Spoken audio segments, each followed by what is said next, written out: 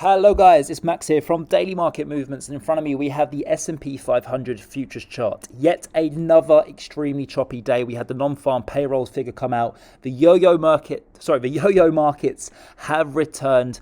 I currently think that we're in a environment now where good news is bad news. Okay, we had Jerome Powell come out midweek and say that the Fed aren't even thinking about hiking interest rates due to the job numbers. And then of course today being non-farm payrolls day, we had the job numbers come out at 397,000 versus 210,000 expected. So a much better figure than expected, guys, which is good news for the economy, but also it's kind of bad news with regards to the Fed hiking interest rates, because it's kind of proven Powell wrong, because the numbers have come out nearly 100% better than they were expected. So Jerome Powell would have seen that today and he'd be thinking it kind of just adds pressure on him to eventually hike interest rates, especially with the yields rising the way that they are.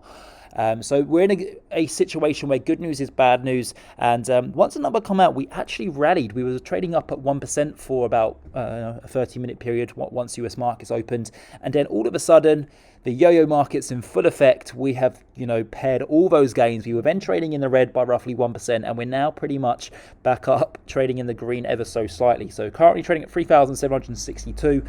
I am not trading the S&P 500. I'm not touching the Nasdaq 100. I'm not even trading the Dow Jones 30 at this moment in time. I am not putting my hard-earned money to work during these unpredictable and volatile times. It's very difficult to predict the markets during times like this. So I'm just simply sitting on the sidelines now. I'm going to wait for the markets to settle and come back in a week or two time. Once we've got that stability back in the markets. 3,700 is the floor, I believe. If we break below there, then we could be in for a long fall down towards that 3,500 area.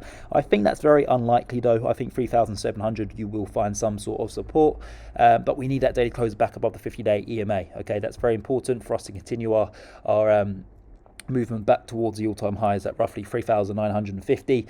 Long-term, medium-term, though, I am very bullish, but short-term, I'm sitting on the sidelines. I am anticipating a bounce soon, though. RSI is down at 40. If we continue down lower, maybe down towards that 3,700, we will be fast approaching that 30 level on the RSI, which would tell us that we're oversold in the short run, but we're not quite there yet, which leaves some way for us to fall a little bit further. So as I mentioned, I'm sitting on the sidelines, especially going into next week, to see how the markets react. And then once I get that, a few trading sessions where we've been basically I'm waiting for a very strong candlestick towards the upside, and then if we can stay up there, because what we've seen recently is we have that really strong candlestick towards the upside as we did here, and then as you can see, sure enough, 2 or 3 trading sessions later, we're all the way down here. But what I'm waiting for is that candlestick up towards the upside, and maybe we just digest those gains and we stay level, or perhaps we even grind a little bit higher. That's when I will buy, because that will show me signs of the market becoming more stable. So short term, I'm on the sidelines. Medium long term, I'm still very bullish on the US economy and of course the S&P